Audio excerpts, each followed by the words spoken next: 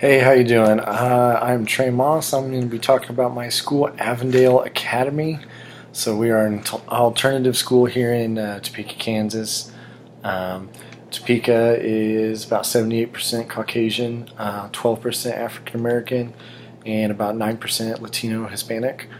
Um, School demographics, as far as Avondale goes, it's probably 50% white, and then the other 25 or the other 50% is split between African American and Hispanic, probably with an equal share there. Um, the school organization and the climate, obviously, we're very small. We have maybe 25 students right now.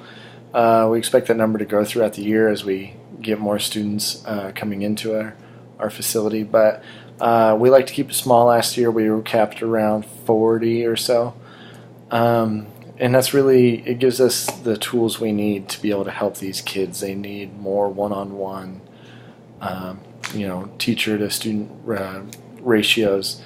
They don't do well in large classes, which is why they come to us. So obviously small class sizes, more staff, more faculty. We try and build a climate of trust and fun, and make it rewarding for the kids. We want them to come to school. We don't want them to drop out, become a statistic, as they say. So we really try and instill a climate that feels more inviting to them than their previous school. As far as our students, I kind of went over their race and ethnicity.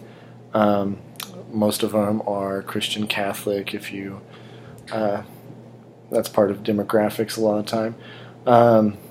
Language, all of them speak English. Almost all of them speak English. We do have one or two who are primarily Spanish speaking, and that's very difficult for us because we don't have a certified ESOL teacher on staff. So that's something we kind of have to work with, but we do have our whole Hispanic population speaks Spanish as a primary or secondary language. Primary at home, probably English primary at school. So that makes relationships with families, making those phone calls, good or bad. It makes it difficult. A lot of the parents only speak Spanish or understand minimal English. So that's an interesting, little tidbit to deal with as a teacher. Our economic status as far as our students is extremely impoverished. A lot of our students don't eat unless they come to school that day.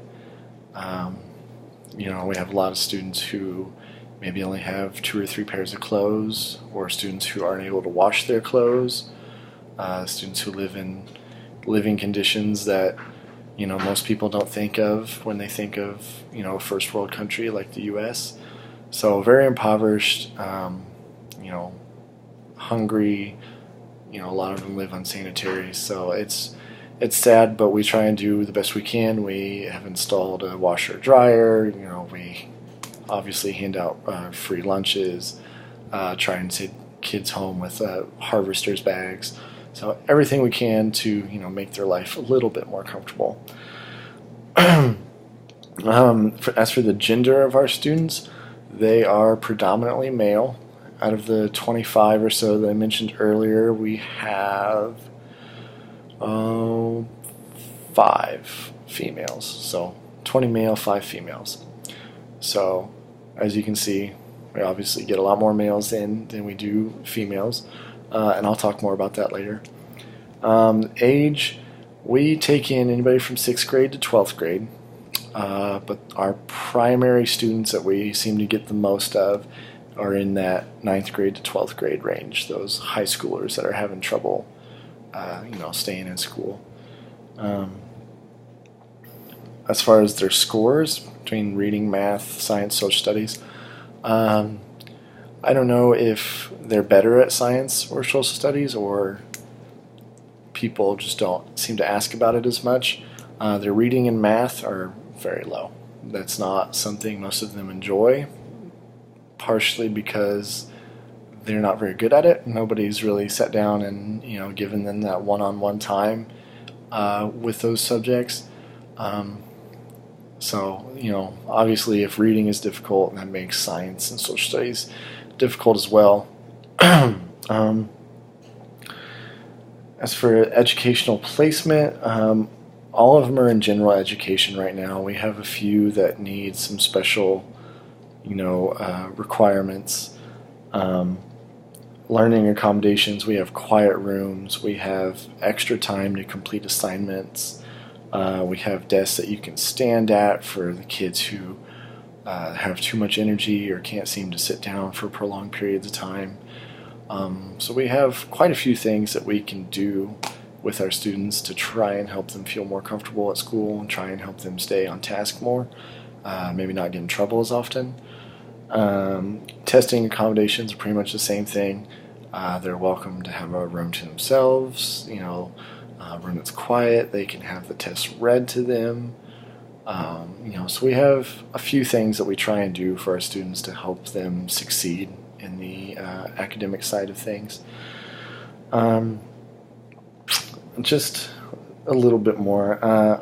I mentioned earlier that we have more males than females. Some studies that I've found on the nces.ed.gov site is that males are 25% more likely to drop out, and of those who are Latinos or Hispanic are twice as likely to drop out as any other race. So I think they're twice as likely to drop out compared to Caucasians, 4 times as likely compared to Asian Americans, and 25% more likely than African Americans. So that's interesting when a large part of our high school population is Hispanic. So, and then one other study that I saw, that there's multiple studies, just show that males have tendency to be more aggressive than their female counterparts, and I think that's why we see a lot more males in facilities like ours in alternative schools.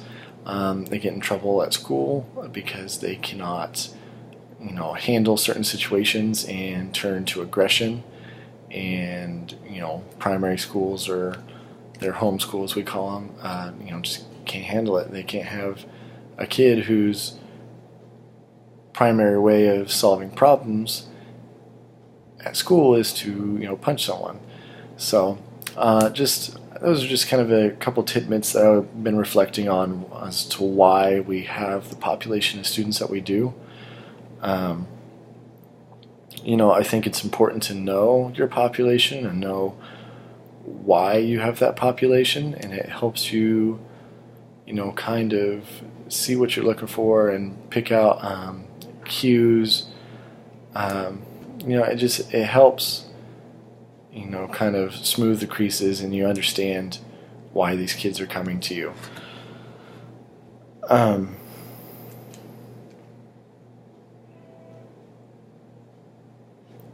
It's just important to know your kids. It's really hard to know these kids as, intimately or on an intimate level, because really they just won't let you. So as much information as we can get, as many details as we can kind of uncover for ourselves, the better chances we have of being able to help these kids. So, that's all I got. So, I look forward to the next assignment. Thanks.